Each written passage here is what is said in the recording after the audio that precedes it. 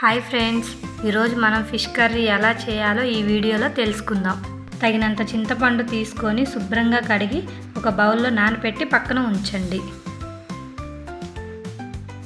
పసుపు, ఉప్పు వేసి ఫిష్ ముక్కలను శుభ్రం చేసుకోవాలి. ఇప్పుడు శుభ్రంగా కడిగిన ఫిష్లో పసుపు, ఉప్పు, కారం, అల్లం వెల్లుల్లి పేస్ట్, 1 టేబుల్ స్పూన్ ఆయిల్ వేసి కలిపి పక్కన ఉంచుకోవాలి.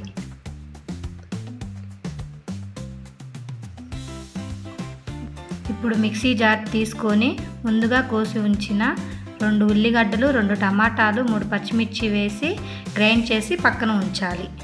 ఒక కడాయి తీసుకొని దానిలో 2 టేబుల్ స్పూన్ల ఆయిల్ వేసి హీట్ ఎక్కిన తర్వాత అందులో ముందుగా గ్రైండ్ చేసుకున్న ఆనియన్, టమాటా పేస్ట్ని వేసి నూనె పైకి తేలిగే వరకు మీడియం ఫ్లేమ్లో ఉంచి వేయించాలి.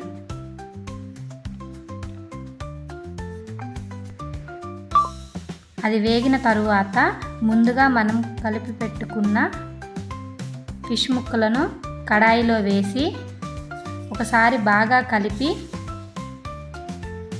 మూత పెట్టుకొని 5 మినిట్స్ మీడియం ఫ్లేమ్లో ఉంచి ఉడికించాలి.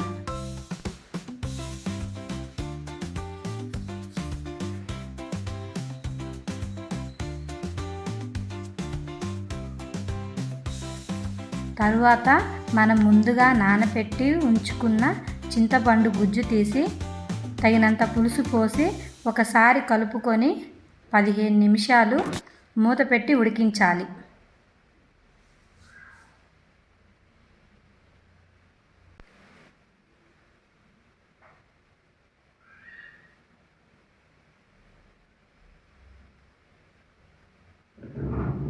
తరువాత తగినంత కొబ్బరి పొడి, ధనియాల పొడి, ఫిష్ మసాలా వేసి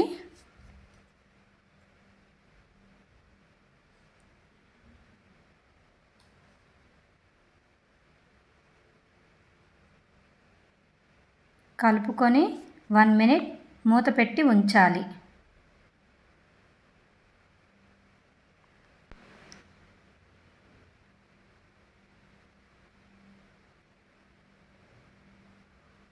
చివరగా మనం ముందుగా కట్ చేసి ఉంచిన కొత్తిమీర వేసుకొని 2 మినిట్స్ ఉంచి స్టవ్ ఆఫ్ చేయాలి.